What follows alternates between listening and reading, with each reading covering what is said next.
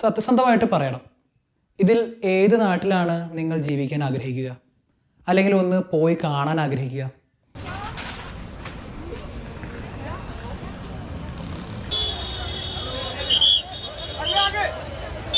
മിക്കവാറും എല്ലാവരും തന്നെ ആദ്യം കാണിച്ച ലൊക്കേഷനായിരിക്കും കാണാനും ജീവിക്കാനും ഇഷ്ടപ്പെടുക. രണ്ടാമത് കാണിക്കുന്നത് ഡൽഹിയാണ്. ഒരുവിധം ആളുകളും ആരും തന്നെ ഇവിടെ ജീവിക്കാൻ ഇഷ്ടപ്പെടാൻ സാധ്യതയില്ല. കാരണം എന്താ? നിന്ന് തിരിയാൻ പറ്റാത്ത അവസ്ഥ, ഭയങ്കരമായ ബഹളം, അങ്ങനെ മൊത്തത്തിലൊരു അസ്വസ്ഥത നിറഞ്ഞ അന്തരീക്ഷം. അതേസമയം നിങ്ങൾ പോകാൻ ആഗ്രഹിക്കുന്ന, ജീവിക്കാൻ ആഗ്രഹിക്കുന്ന ചില സ്ഥലങ്ങൾ കാണിക്കാം.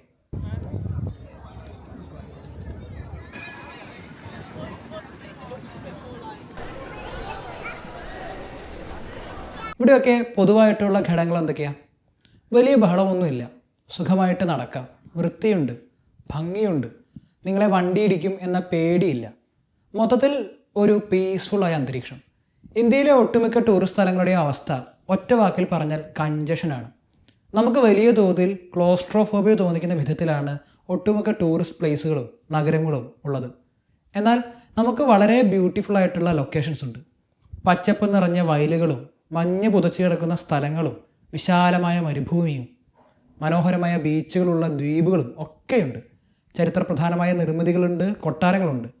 എന്തൊക്കെയുണ്ടെങ്കിലും ഇതൊക്കെ കാണാൻ പോകണമെങ്കിൽ ഇതുപോലെ യാത്ര ചെയ്തിട്ട് വേണം ഈ പറഞ്ഞ സ്ഥലങ്ങളിലേക്ക് എത്താൻ. നമ്മൾ കുറേ അധികം മെട്രോ ട്രെയിനുകൾ ഉണ്ടാക്കുന്നു, റോഡുകളുടെ വീതി കൂട്ടി, ഫ്ലൈ ഓവറുകൾ പണിതു, എന്നിട്ടും ട്രാഫിക് വഷളാകുന്നു എന്നതിനപ്പുറം ഒരു മാറ്റവും കാണുന്നില്ല. അതെന്താ കാര്യം? ഇന്ന് ഈ വിഷയത്തെക്കുറിച്ചാണ് നമ്മൾ സംസാരിക്കുന്നത്. നമ്മുടെ നാട്ടിലെ പല ആളുകളും നല്ല റോഡ് വന്നാൽ വളരെ പെട്ടെന്ന് തന്നെ ട്രാഫിക് കുറയ്ക്കാൻ പറ്റും എന്നൊക്കെ കരുതുന്നുണ്ട്. എന്നാൽ അത്ര സിമ്പിളല്ല ഈ ട്രാഫിക് റെഗുലേഷൻ എന്ന കാര്യം. ടെക്സസ് സ്റ്റേറ്റിലെ ഹ്യൂസ്റ്റണിൽ ട്രാഫിക് ബ്ലോക്ക് കുറയ്ക്കാൻ വേണ്ടി നല്ല വീതിയുള്ള റോഡ് പണിയാൻ പ്ലാൻ ചെയ്തു. $2.8 ബില്യൺ മുടക്കി 26 വരിയുള്ള റോഡാണ് പണിതത്.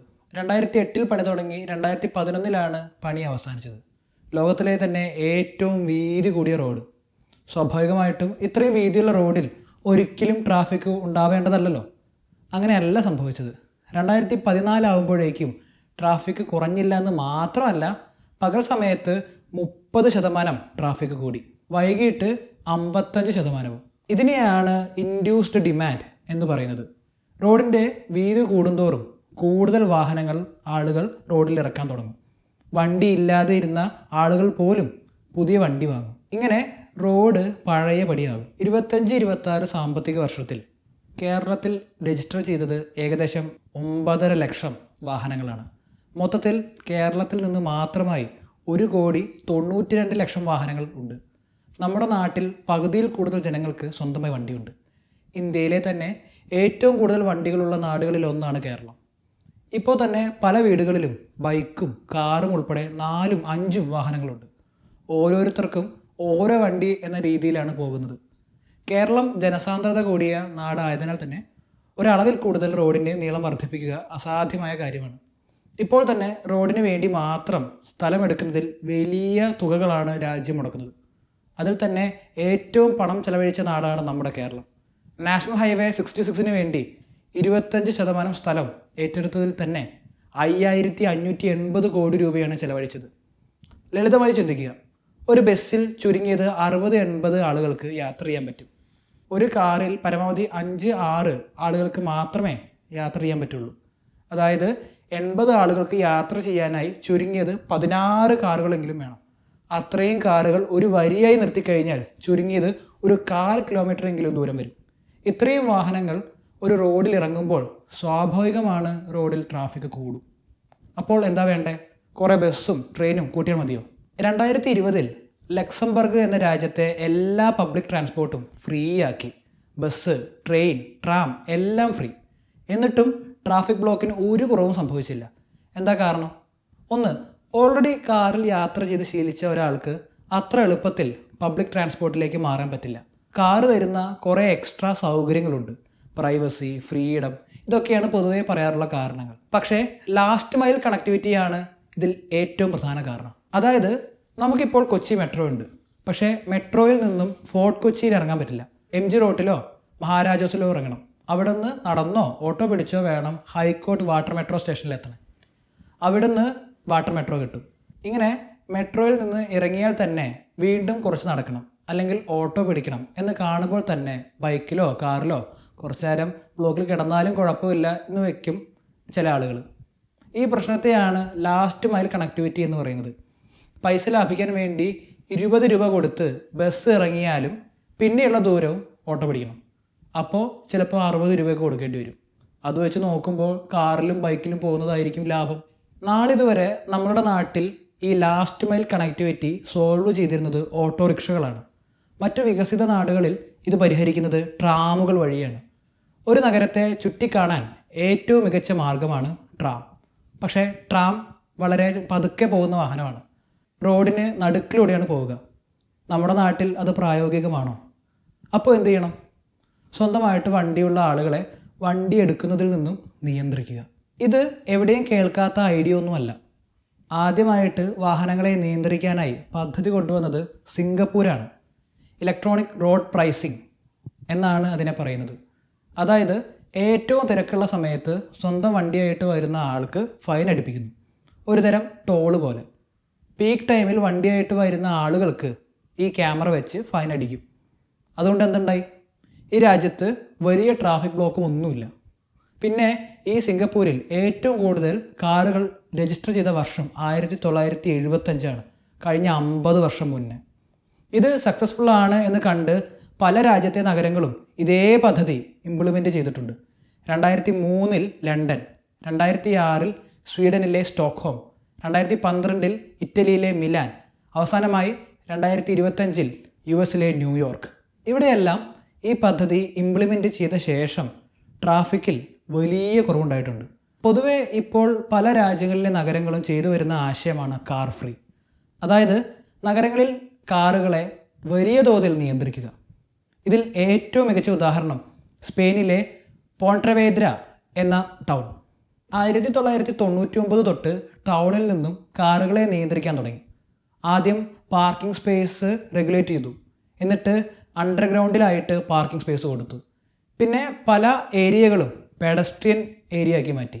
അവിടെ കാറുകൾക്കൊന്നും കടക്കാൻ പറ്റില്ല. ഇതിൻ്റെ ഗുണം എന്തായെന്ന് വെച്ചാൽ 95% കാർബൺ എമിഷൻ കുറഞ്ഞു. 6-നും 12-നും ഇടയിൽ പ്രായമുള്ള കുട്ടികൾ ഈ നാട്ടിൽ തനിയെ സൈക്കിളിലും നടന്നുമൊക്കെയാണ് സ്കൂളിൽ പോകുന്നത്. കാരണം വണ്ടി ഇടിക്കുന്ന പേടി വേണ്ട.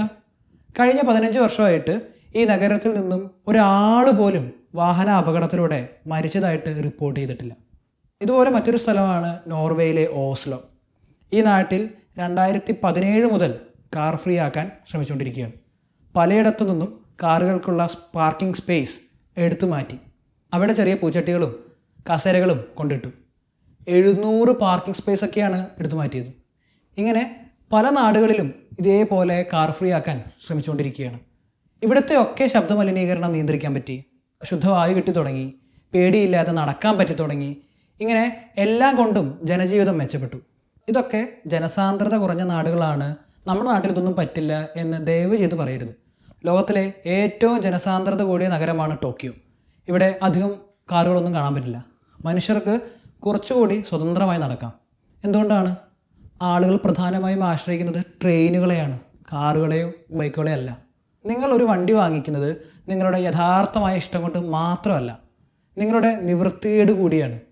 ബസ്സിൽ യാത്ര ചെയ്യുമ്പോൾ സീറ്റ് കിട്ടില്ല, സമയം വൈകുന്നു, ഓഫീസിൽ വൈകി എത്തുന്നു, കുത്തിപ്പിടിച്ച് പോകണം, അലച്ചിൽ, പലയിടത്തും ബസ്സില്ല, രാത്രി വണ്ടി കിട്ടില്ല, സുരക്ഷിതത്വം കുറവാണ്. ഇങ്ങനെ കുറേ കാരണങ്ങളുണ്ട്.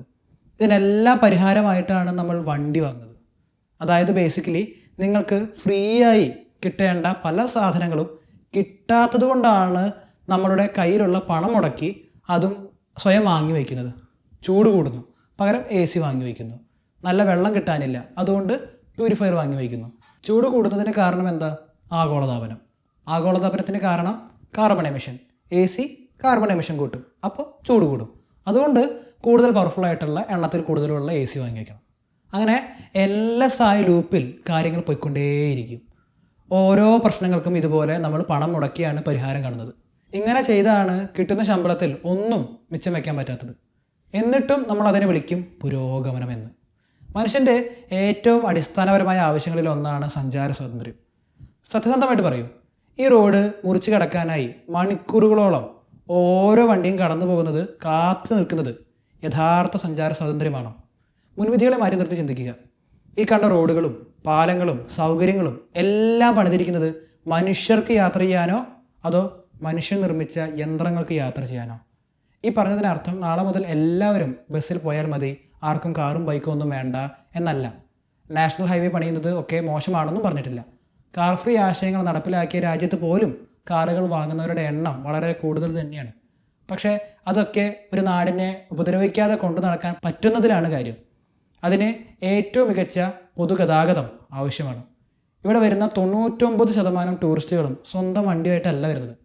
നമ്മുടെ നാട്ടിലെ പബ്ലിക് ട്രാൻസ്പോർട്ടാണ് അവരും ഉപയോഗിക്കുന്നത്. അവർ ഈ നാട്ടിൽ വന്ന് അര ദിവസത്തോളമൊക്കെ റോഡിൽ തന്നെ കിടക്കാനാണോ ഇഷ്ടപ്പെടുക?